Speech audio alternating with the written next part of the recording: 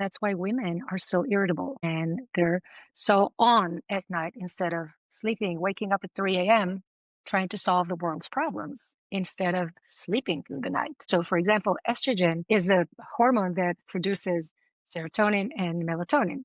And when it goes down, you're losing that, right? Progesterone is the first hormone that completely disappears from the system. That's the calming hormone. This is the one that allows us to relax at the end of the day, fall asleep, and stay asleep. And so imagine a life where you have none of these. It's so hard. And that's why women are so irritable and they're so on at night instead of sleeping, waking up at 3 a.m., trying to solve the world's problems instead of sleeping through the night.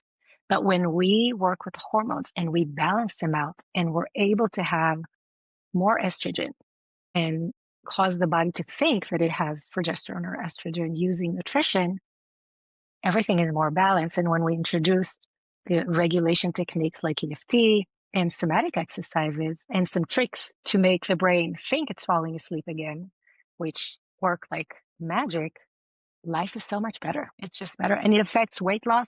It affects everything.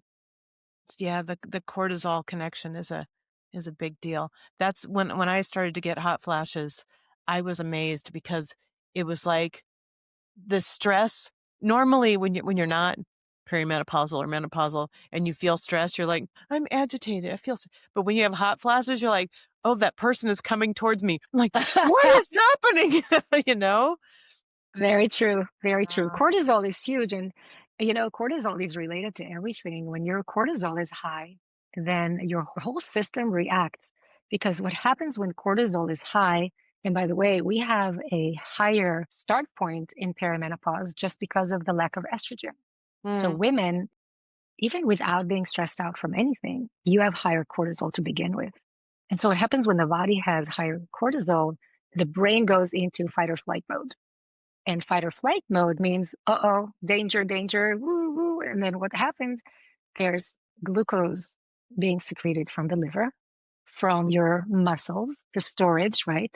And then you're flooded with all this sugar, but you're sitting in bed or laying in bed. You're not running anywhere.